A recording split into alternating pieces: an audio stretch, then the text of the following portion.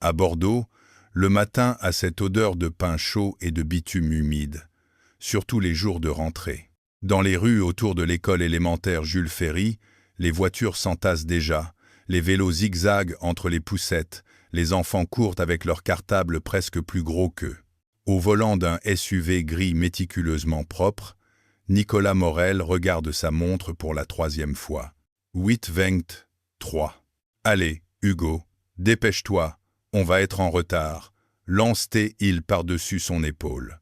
À l'arrière, un petit garçon aux cheveux châtains et aux yeux d'un bleu troublant se débat avec sa ceinture. Mais elle est coincée. Nicolas serre les dents, coupe le contact, fait le tour de la voiture, ouvre la portière. Viens, je t'aide. Ses gestes sont rapides, efficaces. On voit tout de suite que c'est un homme habitué à régler les problèmes, à aller droit au but. À 38 ans, Nicolas est PDG d'une entreprise de logistique urbaine en pleine croissance. BlueTrack. Livraison du dernier kilomètre. Flotte de véhicules électriques. Appli de suivi en temps réel. Les articles parlent de lui comme d'un visionnaire, d'un self-made man français qui dépoussière le secteur.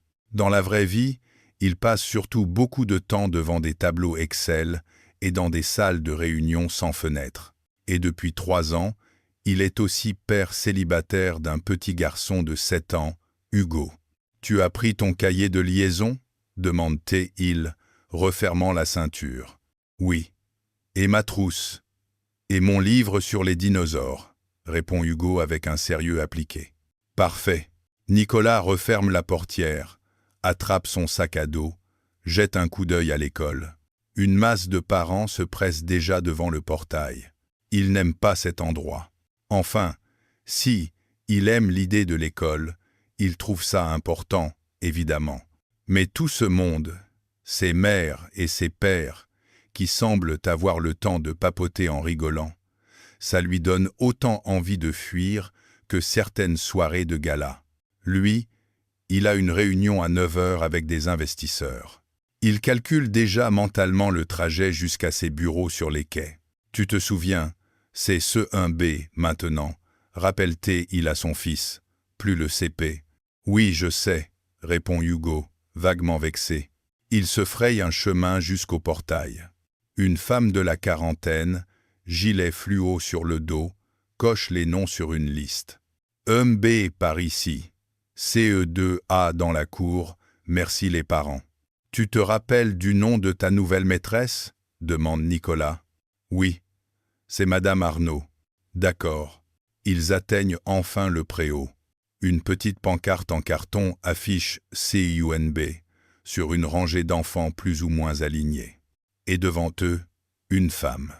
Nicolas s'attendait à une maîtresse un peu floue, comme celle de son enfance.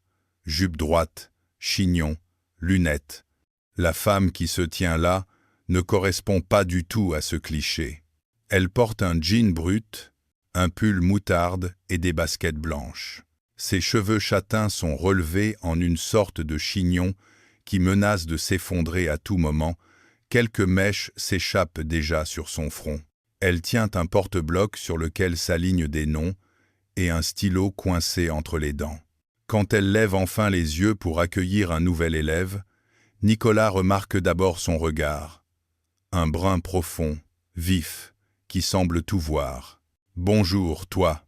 Tu t'appelles » ? « Hugo. »« Morel, » répond son fils. « Ah, Hugo !» Elle coche sur sa liste. « Hugo qui adorait les dinosaures l'an dernier, non ?»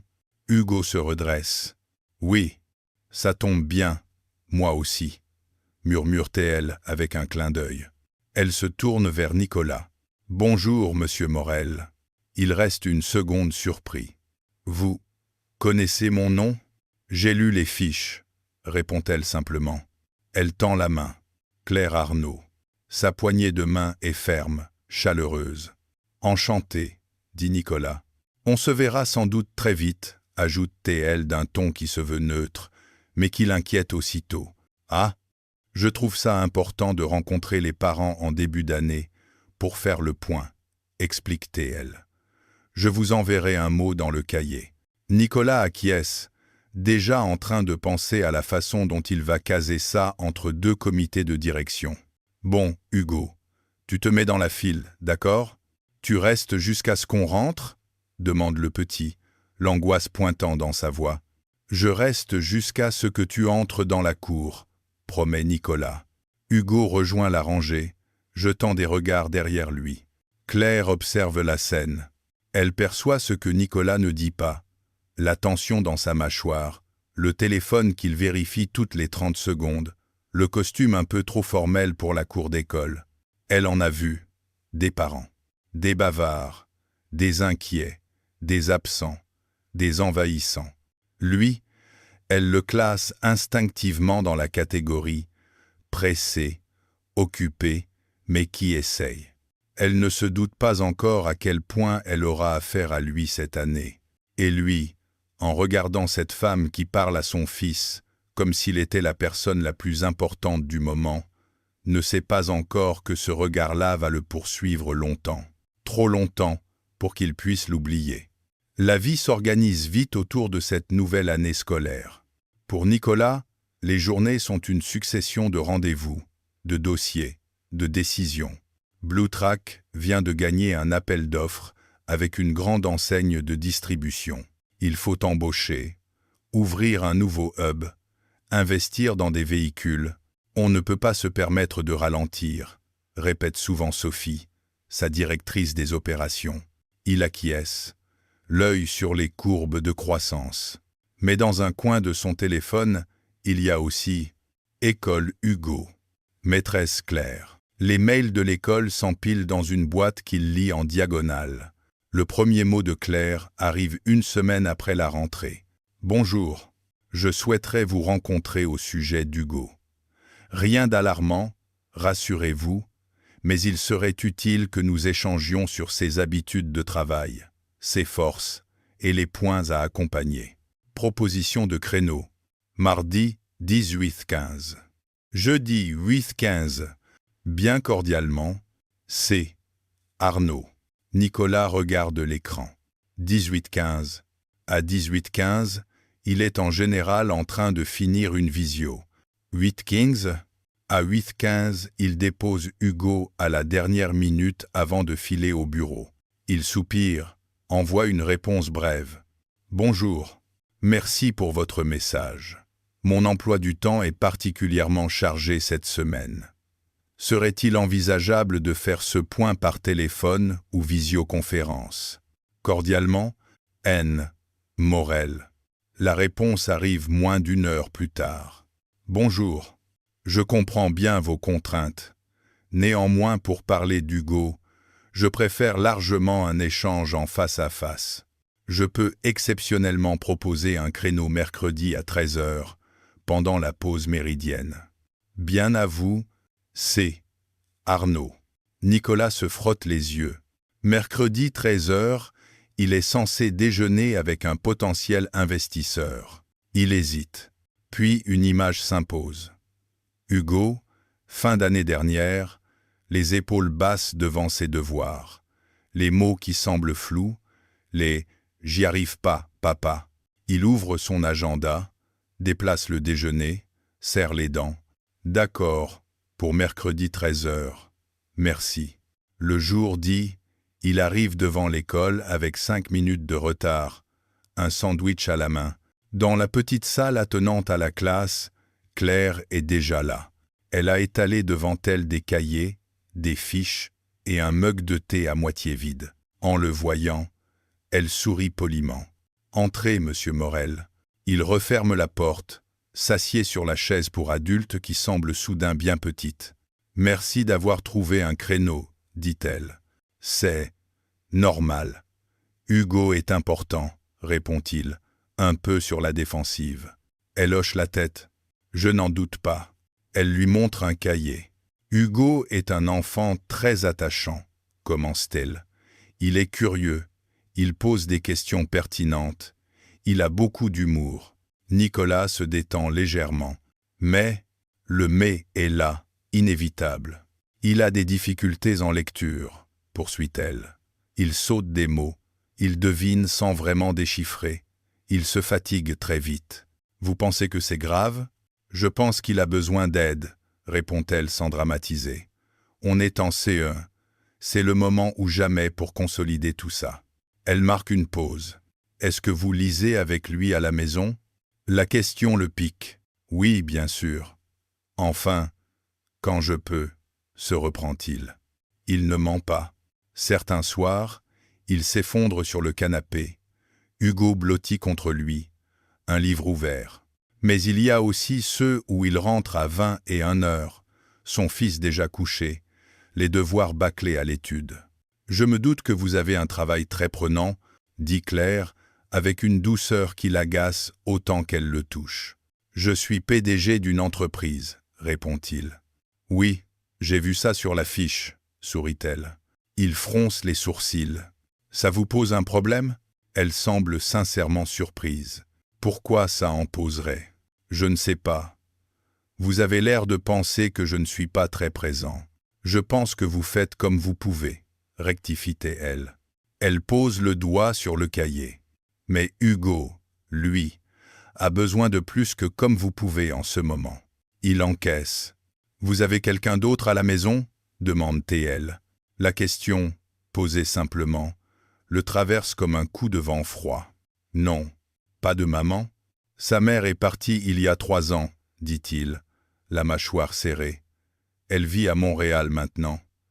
Elle voit Hugo en visio de temps en temps. Claire hoche la tête. D'accord. Elle ne pose pas de questions de plus. Et bizarrement, c'est ce qui le désarme le plus. Je ne vous dis pas ça pour vous culpabiliser, ajoute-t-elle. Je vous le dis parce que professeur, c'est aussi un peu traducteur. Je traduis ce que les enfants montrent en classe. Et ce qu'Hugo montre, c'est qu'il est intelligent, qu'il veut bien faire, mais qu'il panique dès que les lettres se mélangent. Elle sort une feuille. Si vous êtes d'accord, je peux demander un bilan auprès de l'orthophoniste de secteur. Et en attendant, on peut mettre en place un petit temps de lecture quotidien, même 10 minutes, où vous êtes vraiment avec lui. Je suis avec lui, se défend-il. Je veux dire, sans téléphone, sans mail, sans TV. Juste vous, lui et les mots. Il se sent rougir. D'accord. Elle lui tend une autre feuille. Je vous ai préparé quelques idées de livres adaptés à son niveau. Rien de triste ou de travail. Des histoires de dinosaures, de foot, de trucs de son âge. Vous pouvez les emprunter à la bibliothèque municipale. Il prend la feuille. L'écriture penchée. Les petites notes dans la marge. Les titres entourés en bleu. On sent le temps qu'elle y a mis. Vous faites ça pour tous les parents? Demande-t-il. Pour tous les enfants qui ont besoin qu'on les aide à accrocher aux mots, répond-elle. Il la regarde, plus attentivement. Elle a des cernes légères, des mains qui ont l'air d'avoir déjà joué avec des feutres toute la matinée. Vous avez des enfants? Non, répond-elle. Elle détourne brièvement le regard. J'ai une classe, c'est déjà pas mal. Il ne sait pas pourquoi cette phrase lui serre un peu le cœur. La fin du rendez-vous arrive trop vite. Merci d'être venu, conclut-elle. Merci pour tout ça, répond-il en montrant les feuilles. Et, si vous ne pouvez pas venir à chaque fois, vous pouvez aussi m'écrire des mails, ajoute-t-elle. Je réponds souvent le soir. Je sais que tous les parents n'ont pas un emploi du temps, 9h10, 7h. Je le ferai, dit-il. En sortant de l'école, Nicolas a une sensation étrange. Il est contrarié. Quelqu'un vient de mettre le doigt sur une faille qu'il essaie de compenser depuis 3 ans. Mais il est aussi rassuré. Son fils a une prof qui, visiblement, ne compte pas ses heures et ne le verra pas seulement comme le fils du PDG ou le gamin qui lit mal. Le soir même, il s'assoit sur le canapé, éteint la télé, pose son téléphone loin et dit « Hugo, on lit ?» Son fils le regarde, surpris. « Maintenant? Oui. Mais tu as du travail. D'habitude. Là, mon travail, c'est de lire avec toi. » Hugo sourit. Va chercher son livre de dinosaures. Plus tard, alors que Nicolas envoie un mail à Claire pour la remercier et confirmé pour l'orthophoniste, il ne se doute pas que c'est le premier d'une longue série. Des échanges de plus en plus personnels, de plus en plus tardifs. Bientôt, ce ne sera plus seulement la prof de son fils. Ce sera la femme à qui il pense avant de s'endormir. Les mois passent, les feuilles tombent, les manteaux sortent, les lumières de Noël approchent. Hugo progresse. Pas de façon spectaculaire. Pas comme dans les films où l'enfant en difficulté se met soudain à lire couramment du jour au lendemain. Mais petit à petit, il déchiffre une phrase sans se fâcher, il accepte de relire une page qu'il n'a pas comprise, il raconte à son père que maîtresse dit que j'ai fait un super effort aujourd'hui. Nicolas voit la différence. Un soir, Hugo lève les yeux de son livre illustré. « Tu sais, papa, maîtresse Claire, elle dit que je suis courageux. » Nicolas sourit. « Elle a raison. Et elle dit que tu fais de ton mieux aussi, » ajoute Hugo. Il se fige. « Elle t'a dit ça ?»« Oui. Elle a dit, ton papa, il a beaucoup de travail, mais il essaie de trouver du temps pour les choses importantes. Il ressent une chaleur étrange dans la poitrine. Claire, Madame Arnaud. Il se surprend à attendre ses mails comme on attend des messages d'un ami. Au début, il parle surtout d'Hugo. Aujourd'hui, Hugo a réussi à lire un petit texte tout seul devant la classe. Vous seriez fiers de lui. Il a eu un peu de mal à se concentrer, mais il s'est repris. Puis, petit à petit, d'autres choses s'y glissent. Désolé pour l'heure tardive de ma réponse, réunion pédagogique ce soir. J'espère que votre semaine n'a pas été trop fatigante. Un soir, il répond sur un coup de tête. Réunion à rallonge aussi ici. Je commence à me demander si on n'a pas inventé les PowerPoints uniquement pour empêcher les gens de rentrer chez eux. Elle rétorque. Vous devriez voir les conseils d'école. Vous changeriez d'avis sur les PowerPoints. Au moins, eux ne se vexent pas. Il rit seul devant son écran. Les frontières se déplacent. En classe, Hugo parle parfois de son père, parfois un peu trop. Mon papa, il a 100 camions, annonce-t-il un matin. Et moi, j'ai 100 paires de chaussures, répond Tom au fond de la classe. Claire lève les yeux au ciel. On peut arrêter de compter les camions et les chaussures et revenir aux tables de multiplication, s'il vous plaît. Les enfants rient, mais elle garde en tête ce qu'Hugo laisse échapper. Papa, il est fatigué. Papa, il dit qu'il devrait cloner sa tête. Papa, des fois il répond aux mails, même le dimanche. Un jour, en rendant les cahiers, elle glisse. Hugo, tu diras à ton papa qu'il peut venir à la sortie de classe vendredi s'il veut. Pourquoi? Juste pour parler un peu. Il travaille, dit Hugo, comme si c'était une vérité universelle. On verra, répond-elle. Le vendredi, Nicolas est là, essoufflé, cravate un peu de travers, mais présent. Vous vouliez me voir? Oui. Juste pour vous dire que Hugo a fait de gros progrès, annonce Claire. Elle montre un cahier. Regardez cette dictée. Il y a encore des erreurs, mais il n'a rien lâché. Et son texte libre sur « un endroit où je me sens bien ». Elle lui laisse le temps de lire. Je me sens bien quand je suis avec papa sur le canapé et qu'on lit et qu'il arrête de regarder son téléphone. Nicolas avale difficilement. Vous voyez, souligne Claire, il a besoin de vous, mais pas d'un vous parfait, juste d'un vous là. Il hoche la tête. Je fais des efforts, murmure-t-il. Je vois, répond-elle. Elle ajoute, plus léger. Et si un jour, ces efforts veulent dire arriver à l'heure à la sortie de l'école, Hugo serait ravi. Il lâche un petit rire. Touché, un tournant arrive en janvier, quand l'école annonce une classe verte de 3 jours dans le Périgord. Réunion d'information en fin de journée. Parents entassés sur des petites chaises, Claire et son collègue de Sena devant. Nous aurons besoin de 2 parents accompagnateurs par classe, expliquait-elle. Idéalement disponibles sur les 3 jours et capables d'encadrer un petit groupe. À côté de Nicolas, une maman lève la main aussitôt. Moi. Une autre hésite, réfléchit. Nicolas, lui, ne bouge pas. Accompagné en classe verte, il se voit déjà dans un gîte plein d'enfants, loin du Wi-Fi, sans accès à ses dossiers. Hugo, à côté de lui, le regarde avec insistance. « Papa !» murmure-t-il. « Quoi? Tu peux venir toi aussi ?»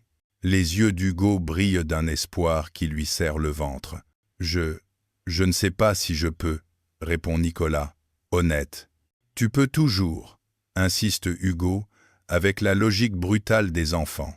Claire observe la scène depuis le devant de la classe. Elle reconnaît cette bataille intérieure, le travail d'un côté, le regard de l'enfant de l'autre. Elle ne dit rien, mais quand la réunion se termine, elle s'approche de Nicolas. « Vous savez, » commence-t-elle, « les parents qui accompagnent, ce sont rarement ceux qui ont du temps. Ce sont ceux qui décident de le prendre. » Il la regarde, presque vexé. « Vous croyez que je ne le prends pas déjà? Je crois que vous faites au mieux avec ce que vous croyez possible, » répond-elle calmement.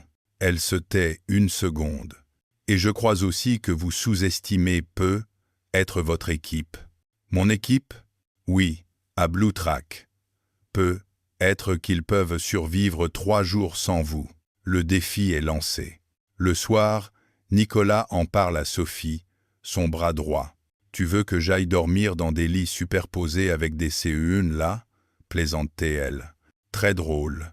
Il lui explique la classe verte, le regard d'Hugo. « Et, toi, tu veux y aller ?» demande Sophie. « Je n'en sais rien, » avoue-t-il. « Alors je vais te poser la question comme je la pose en réunion.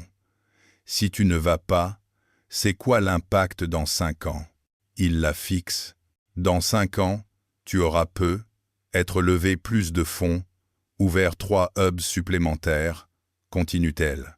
Elle marque une pause. « Et dans 5 ans, Hugo se souviendra de quoi ?» Il soupire. « Tu fréquentes trop ma psy, toi, » grogne-t-il. « Je fréquente surtout la tienne, » répond-elle en riant. Elle se penche. « On survivra 3 jours sans toi, Nico, promis. » Le lendemain, il envoie un mail à Claire. « Si vous cherchez toujours un parent accompagnateur, je suis volontaire. Cordialement, N. Morel. » La réponse arrive vite. « Ravi de l'apprendre. Hugo aussi, je pense. Préparez-vous psychologiquement au champ de quart et aux bouteilles d'eau oubliées. » Ah. Il sourit, secoue la tête. Il ne sait pas encore que ces 3 jours vont le rapprocher d'elle plus que tous leurs mails. La classe verte est un condensé de tout ce qu'il aime et déteste à la fois.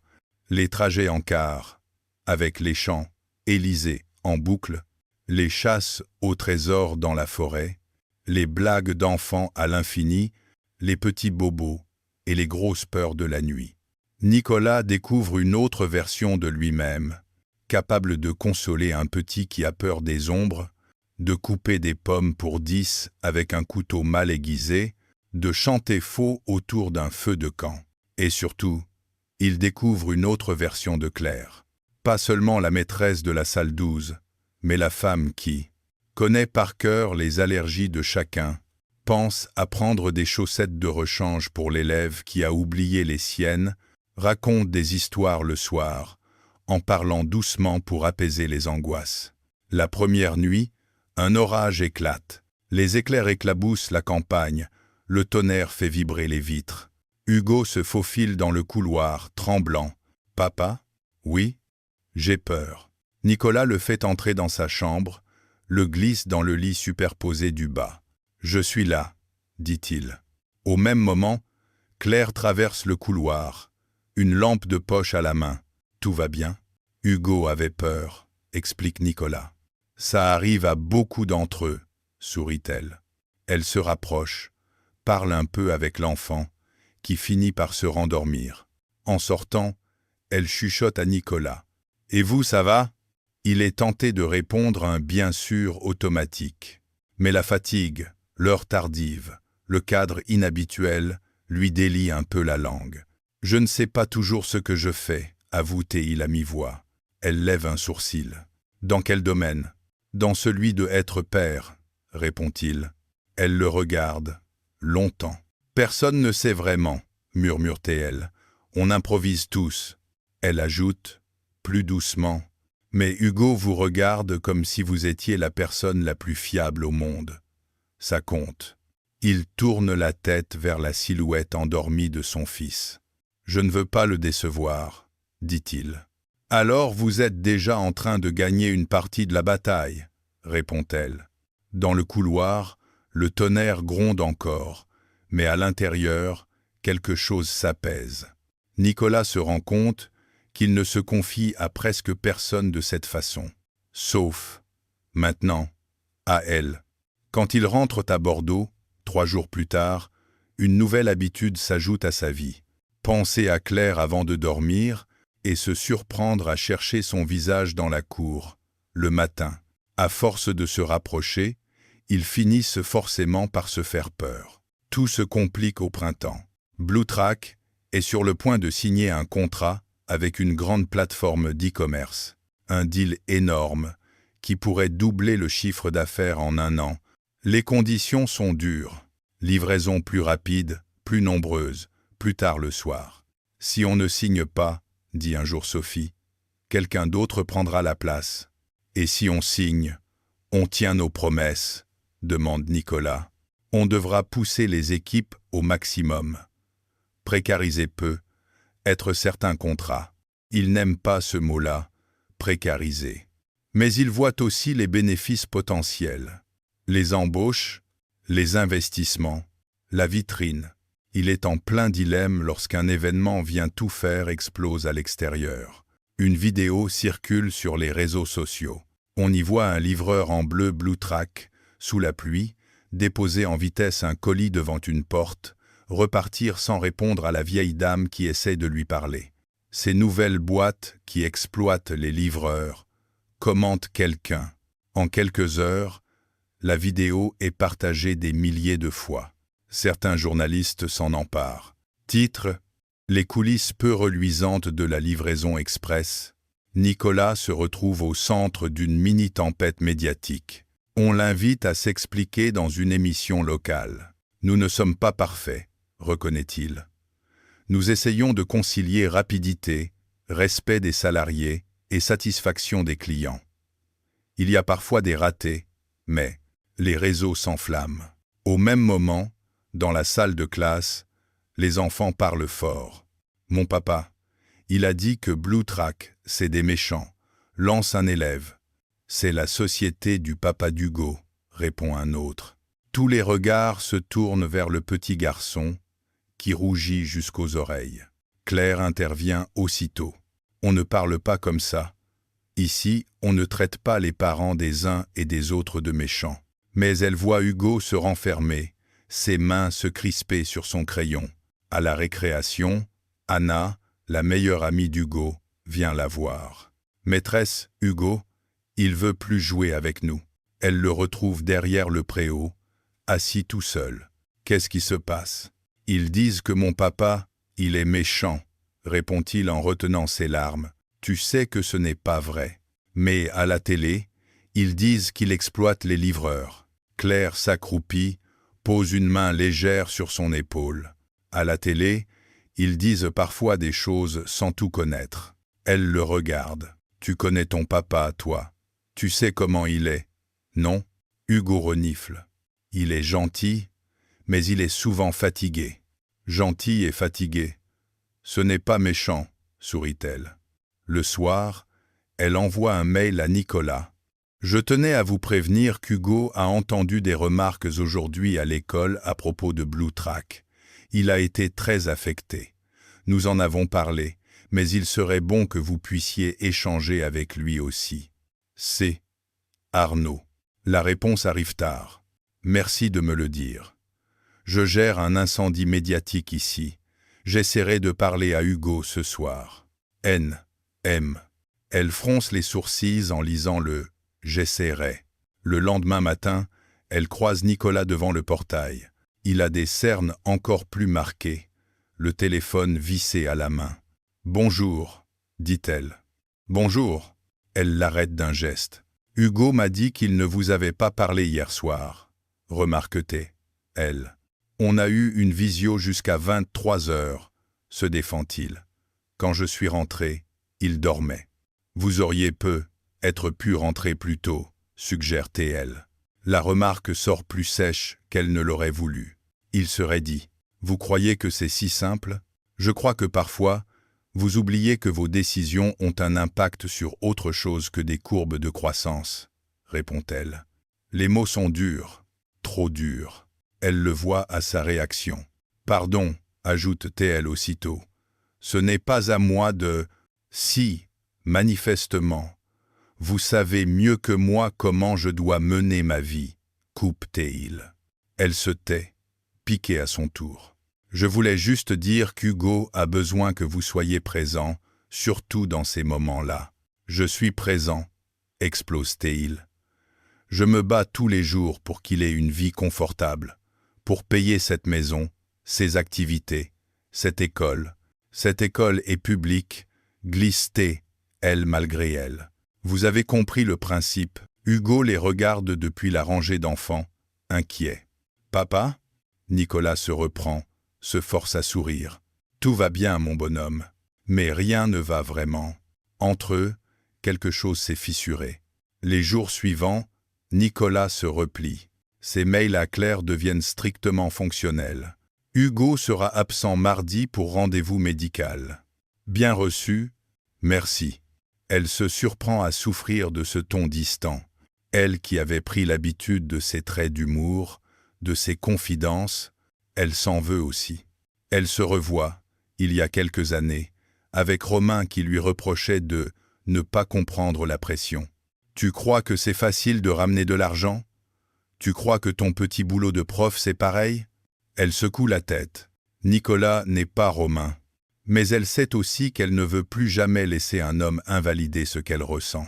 Un soir, alors que le centre-ville est encore rempli de gens attablés en terrasse malgré le froid, elle le croise par hasard.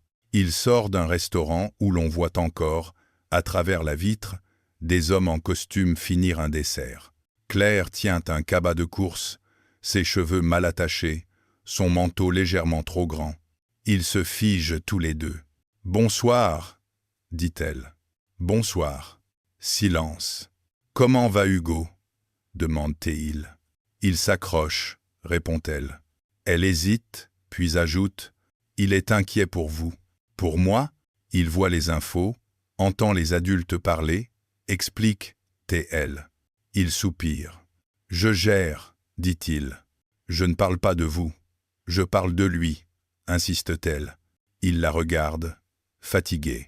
« Vous voulez que je fasse quoi, Claire? Que j'annule des contrats? Que je ferme la boîte? Je veux juste que vous vous souveniez qu'avant d'être PDG, vous êtes son père, » répond-elle. Il hoche la tête, blessé. « Je n'oublie pas, » dit-il froidement.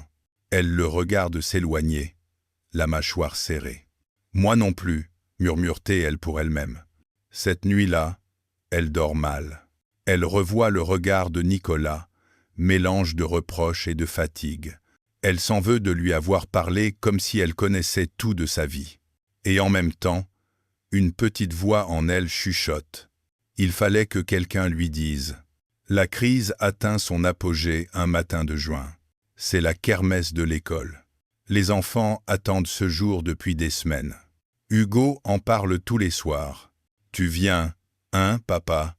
Tu as promis. »« Bien sûr que je viens, » répond Nicolas à chaque fois. Claire, elle, a passé des soirées à préparer des chorégraphies de danse, à répéter des chansons sur le thème de l'été. Le jour J, la scène est montée dans la cour. Les parents s'entassent, certains debout, certains assis sur des chaises pliantes. Les CENB doivent passer à 15 heures. À 14h55, Claire fait l'appel. Anna, ici. Tom, ici. Hugo, silence. Hugo, il est là, maîtresse, répond un élève, en montrant le coin de la cour. Hugo est assis par terre, le nez dans son t-shirt, la bouche pincée. Qu'est-ce qui se passe? Papa n'est pas là, murmure-t-il. Il va arriver, assure-t-elle, même si elle n'en sait rien. À 15h05, Toujours pas de Nicolas. Les CE1 ont déjà fini leur chanson. C'est à leur tour. Hugo, tu viens? Non. Tu as beaucoup répété. Tu sais. Tu connais tout par cœur. Je veux pas si papa est pas là, insiste Théil, les yeux brillants. Elle sent son cœur se serrer. Elle jette un coup d'œil à la grille. Rien. Dans la foule, des parents s'impatientent. Alors, il commence? Oui. J'ai pris ma pause exprès. Claire inspire profondément. Hugo, je sais que tu es déçu. Il avait promis, répétait-il. Les mots résonnent en elle comme un écho de son propre passé. Il avait promis qu'il ne frapperait plus. Elle chasse l'image, se concentre sur l'enfant devant elle. Tu sais quoi? Quoi? Tu peux aussi danser pour toi et pour tous les copains avec qui tu as répété. Mais s'il n'est pas là, il ne verra pas. On peut lui envoyer une vidéo, propose T.L. Il hésite. Et s'il ne la regarde pas? Cette question-là, elle ne sait pas y répondre. Alors elle fait ce qu'elle sait faire le mieux. Moi je serai là, Hugo. Je te verrai. Et je serai fier de toi. Il relève les yeux vers elle. C'est vrai? C'est promis, dit-elle. Le mot promis a un poids particulier dans sa bouche. Elle essaye de ne l'utiliser que quand elle est sûre. Hugo finit par se lever. Il monte sur scène avec ses camarades. La musique démarre. Les enfants chantent, dansent, un peu faux, un peu en décalé. Au milieu de la chorégraphie, la grille grince. Nicolas apparaît. Essoufflé, cravate défait, la chemise froissée. Il s'arrête net en voyant la scène. Hugo qui chante, Claire qui le regarde, un grand sourire encourageant sur le visage. Il s'approche de la foule, se faufile entre deux parents, sort son téléphone pour filmer. Quand la musique s'arrête, les applaudissements éclatent. Les enfants saluent. Hugo scanne la foule. Ses yeux tombent enfin sur son père. Il sourit, mais juste un peu. Un sourire abîmé. Après le spectacle, Nicolas se précipite vers la classe. « Hugo, mon grand, je suis désolé. Le trafic, la réunion qui... Tu as raté le début, » coupe Hugo. « Je sais, tu avais promis. » Le mot tombe, plus lourd que n'importe quel contrat. Claire s'approche, prudente. « Hugo, ton papa est là maintenant ?» dit-elle doucement. « Je veux rentrer, » répond le petit. « On doit encore faire les jeux de la kermesse, » rappelle T.L. « Je veux rentrer, » répète Théil, la voix brisée. Nicolas lui pose une main sur l'épaule. « Si tu veux, on peut rester un peu et partir après. » Non. Le hurlement claque dans la classe. Un silence gêné suit. Claire croise le regard de Nicolas. Culpabilité, fatigue, honte. « On va rentrer, » confirme Théil. Il aide Hugo à prendre son sac, regarde Claire. Elle hésite une seconde, puis dit « Vous ne pouvez pas continuer comme ça. » Il se redresse. Pardon, promettre, courir, arriver en retard, se justifier. Elle secoue la tête. Ce n'est pas à moi de vous dire comment vivre, mais vous le faites quand même, remarque Théil amèrement. Elle se tait. Vous croyez que ça m'amuse, de rater ça? Non, répond-elle. Vous croyez que je préfère être enfermée dans une salle avec des types qui parlent de marge plutôt que de voir mon fils danser? Alors pourquoi vous y allez? La question reste suspendue. Il ouvre la bouche, puis la referme. Parce que... C'est comme ça, finit-il par dire. Non, murmure-t-elle. C'est comme ça que vous avez laissé devenir les choses. Il la fixe, blessé. Je crois que j'ai assez de juges comme ça, lance-t-il froidement. Je ne suis pas votre juge, répond-elle, la voix soudain tremblante. Elle ajoute, plus bas, j'essaye juste de vous dire ce que je vois. Eh bien vous voyez mal, tranche-t-il. Il tourne les talons, Hugo à la main. Elle reste seule dans la classe vide. La musique de la kermesse encore en fond sonore, avec la sensation d'avoir tout gâché. Pas seulement pour eux, pour elle aussi. Elle avait commencé à se dire qu'avec lui, ce serait différent, qu'il pourrait être un homme fiable, présent, malgré ses contraintes. Et là, elle se retrouve face à la même vieille histoire. Le travail plus fort que tout, les promesses qui se fissurent, les enfants qui encaissent. Elle s'assied un instant sur une petite chaise d'élève, passe une main sur son visage. « Tu es en train de faire n'importe quoi, Claire », murmure-t-elle pour elle-même. Alors elle décide de faire ce qu'elle sait faire. Se protéger. Protéger Hugo, protéger Tom, protéger son cœur. Les jours suivants, ses mails à Nicolas redeviennent froids, strictement professionnels. Elle refuse même un café proposé par l'équipe enseignante, où elle sait qu'il sera. Elle se dit que c'est plus sage. Elle ne sait pas encore qu'Hugo, lui, a décidé de ne pas lâcher si facilement. L'été arrive, avec ses cahiers de vacances et ses promesses en pointillés. Hugo part 2 semaines chez ses grands-parents à Arcachon. Nicolas reste à Bordeaux, à jongler entre les réunions et le silence de l'appartement. Le contrat avec la plateforme d'e-commerce est finalement signé, mais à des conditions moins agressives. On a négocié plus de délai, rappelle Sophie. On n'était pas obligé de tout accepter.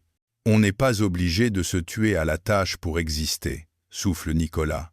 Sophie le regarde, amusée. On progresse. Un soir de juillet, il reste longtemps sur le balcon, le regard perdu sur la Garonne. Il pense à Marion, à leur début, à la façon dont ils se sont éloignés petit à petit, happés par leur vie respective. Il pense à Hugo, à la kermesse, où tu avais promis. Et il pense à Claire, à ses mots, durs mais jamais gratuits, à sa façon de parler d'Hugo comme d'une personne à part entière. Il se rend compte qu'elle lui manque, pas seulement en tant que prof de son fils, en tant que femme, en tant que celle qui, sans y être obligée, a pris le temps de préparer des listes de livres, de l'écouter parler de ses peurs sans se moquer. Mais quand il ouvre sa boîte mail, il ne trouve rien d'elle. Et il comprend que cette fois, s'il veut tenter quelque chose, ce sera à lui de faire un pas. Pas un mail sur Pronote. Un vrai pas. En septembre, Hugo entre en CE2. Nouvelle maîtresse, nouvelle ambiance, nouveau cahier. Claire, elle, prend une nouvelle classe de CE1, juste à côté. Le matin de la rentrée, Nicolas accompagne Hugo. La cour est toujours la même, les parents aussi, en partie. Il jette un coup d'œil vers la porte de la salle de CONB. Claire est là. Poule vert bouteille, jean, cheveux attachés en queue de cheval cette fois. Elle discute avec une maman, sourit à un enfant, arrange un cartable. Leurs regards se croisent. Elle hoche poliment la tête. Il sent son cœur se contracter. Plus de lien officiel entre eux. Elle n'est plus la prof de son fils. Il pourrait la laisser dans ce rôle du passé. Il pourrait aussi accepter qu'il a besoin de lui parler en dehors de ce cadre-là. Il hésite toute la matinée. À midi, alors qu'il passe devant le café du coin pour chercher un sandwich, il l'aperçoit attablée en terrasse, un dossier ouvert devant elle, un café à moitié bu. Il s'arrête. Prends une inspiration. Tu diriges une boîte de 200 personnes et tu es tétanisé par une femme qui corrige des cahiers. Sérieux? Il se moque de lui-même, puis s'avance. « Bonjour, dit-il. Elle relève la tête, surprise. « Bonjour, je peux m'asseoir ?»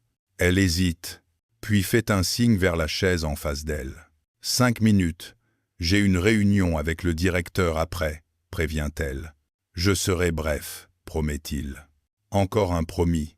Il essaiera de le tenir cette fois. Le serveur vient prendre sa commande. Il demande un allongé, plus pour se donner une contenance que par envie réelle. Un silence s'installe. Il joue avec le sachet de sucre. « Je voulais m'excuser », finit-il par dire.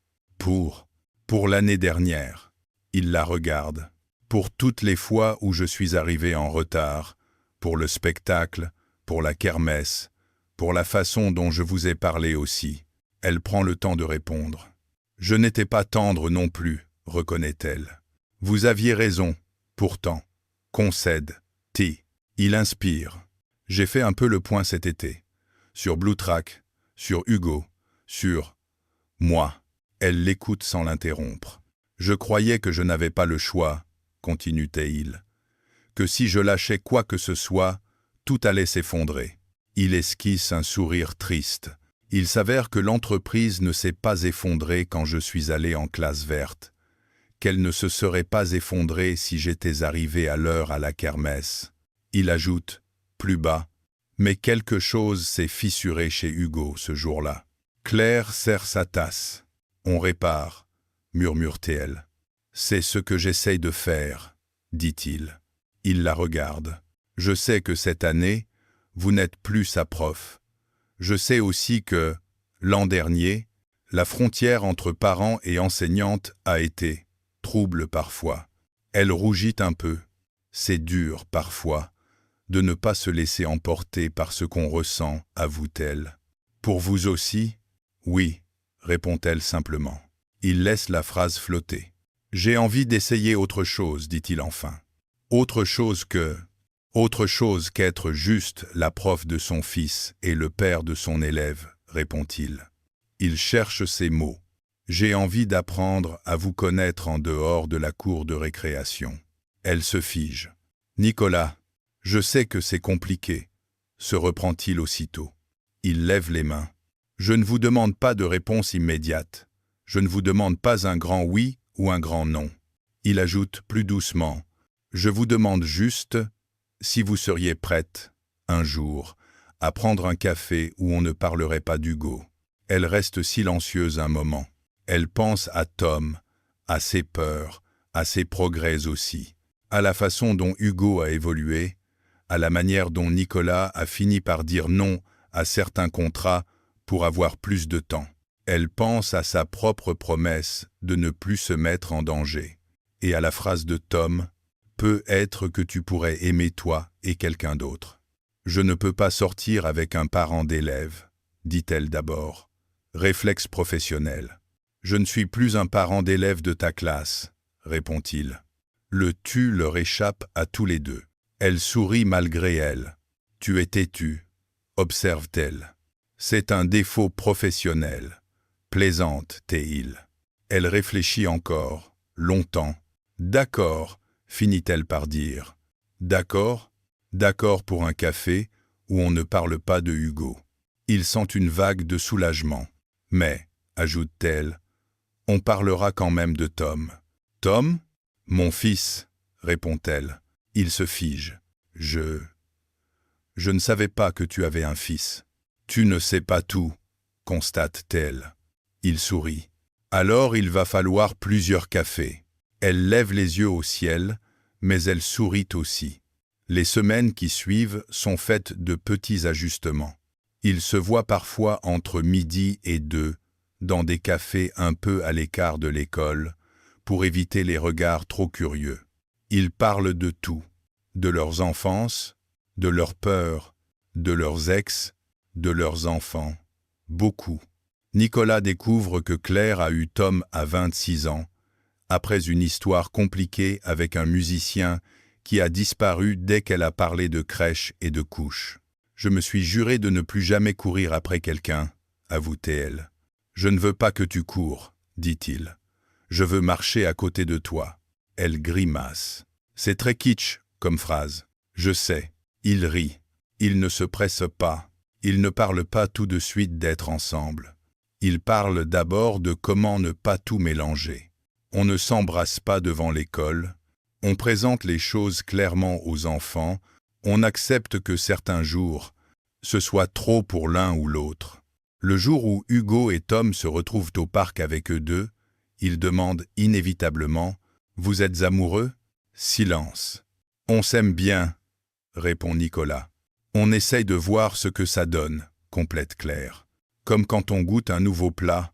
demande Tom. « Un peu oui », sourit-elle. « Si c'est pas bon, on arrête ?» insiste Hugo. « Si l'un de vous souffre, surtout, on se pose des questions », dit Nicolas sérieux. Hugo et Tom échangent un regard entendu. « Vous êtes bizarres, les grands », conclut Tom. « Mais vous avez le droit d'essayer, ajoute Hugo. Nicolas et Claire se regardent. Les enfants viennent de leur donner une permission qu'ils ne s'étaient pas accordée à eux-mêmes. Les mois s'écoulent. Blue Track se stabilise dans un modèle plus raisonnable. Nicolas confie davantage de responsabilités à Sophie, quitte à ce qu'elle se moque en disant « On dirait presque que tu as compris qu'avoir une vie en dehors du travail, ce n'est pas un échec. » Il répond « Entre mon fils, le tien, la maîtresse qui ne l'est plus, et les devoirs de maths, je crois que ma deuxième vie me prend autant de temps que la première. Et c'est une bonne nouvelle, sourit-elle. À l'école, certains parents commencent à murmurer. Tu as vu, Claire, et le père d'Hugo. Ils sont souvent dans le même coin. Le directeur, homme pragmatique, convoque un jour Claire. Arnaud, je peux vous demander, c'est sérieux, avec monsieur Morel? Elle rougit, mais ne cache pas. Oui, tant que ça ne perturbe pas le fonctionnement de la classe et qu'il n'y a pas de favoritisme, ça ne me regarde pas, finit-il par dire. Il n'est plus dans ma classe, rappelle-t-elle. Justement. Gardez bien cette règle-là, sourit-il. Elle sort du bureau, soulagée. Pour une fois, un adulte n'a pas fait de sa vie privée un problème, juste un élément à prendre en compte. Un soir d'hiver, alors que la pluie bat contre les vitres, Nicolas et Claire sont assis sur le canapé du salon de Nicolas. Tom et Hugo dorment dans la chambre d'à côté, exténués par une journée de piscine et de jeux. Sur la table basse, des tasses de tisane, quelques jouets oubliés. « Tu te rends compte du chemin parcouru ?» souffle Claire. « Il y a 1 an, je courais partout pour éviter de voir ce qui n'allait pas, » répond Nicolas. « Et moi, j'avais décidé que je n'ouvrirais plus jamais ma porte à quelqu'un, » murmure-t-elle. « On a fait un peu l'inverse, » constate-t-il. Elle se tourne vers lui. « Tu sais ce que j'aime, chez toi? Ma capacité à signer des contrats, ta capacité à dire « je me suis trompé », corrige-t-elle. Il sourit. « Tu sais ce que j'aime, chez toi? Ma façon de gronder les élèves quand ils n'ont pas leur gomme, ta façon de gronder les adultes quand ils oublient ce qui est important, dit-il. » Elle secoue la tête, amusée. « Je suis parfois trop dur. Tu es parfois la seule qui ose dire les choses, rectifie-t-il. » Il prend sa main. « Claire. Oui, il y a quelque chose que je ne veux pas oublier. Maintenant. » « Quoi ? Que ce n'est pas parce qu'on a été cassé qu'on est condamné à faire mal autour de nous, » répond-il. Elle sent les larmes monter. « Tu parles comme ma psy, » remarque-t-elle, émue. « Peut-être que je devrais demander des honoraires, plaisante-t-il. » Elle rit, essuie une larme. « Je ne sais pas ce que sera la suite, » dit-elle. « Moi non plus. Mais pour la première fois depuis longtemps, je me dis que la suite peut être belle sans être parfaite. »« Ça me va, » répond-il. Il se penche vers elle, l'embrasse doucement. Dans la chambre, Hugo bouge un peu. Tom marmonne quelque chose dans son sommeil. 2 enfants qui, sans le savoir, ont été le fil qui a relié ces 2 adultes cabossés. 2 enfants qui grandiront en ayant vu. Un père qui a appris à dire non au travail pour dire oui à un spectacle, une mère qui a appris à faire confiance à nouveau, une prof et un PDG qui ont accepté d'être plus que leur fonction. Des années plus tard, quand Hugo parlera de son enfance, il se souviendra de beaucoup de choses. Des camions Blue Track, des dictées de CE1, des classes vertes, des pizzas du vendredi chez Claire, des dimanches à 4 au marché. Mais surtout, il se souviendra de la façon dont son père regardait sa maîtresse devenue autre chose. Et il dira peut-être, avec le naturel des adultes qui ont vu la reconstruction de près. La prof de mon fils? Ah oui, c'est aussi la femme que mon père n'a plus jamais pu oublier. Et, heureusement, il n'a même plus essayé. Parce que parfois, la vie fait ce drôle de cadeau. Elle prend 2 personnes brisées, les fait se rencontrer dans une salle de classe qui sent la craie et les feutres, les met face à leurs failles, les force à choisir et finit par leur offrir, non pas un conte de fées, mais une famille qui s'est choisie et un amour qui a appris, pas à pas, à durer.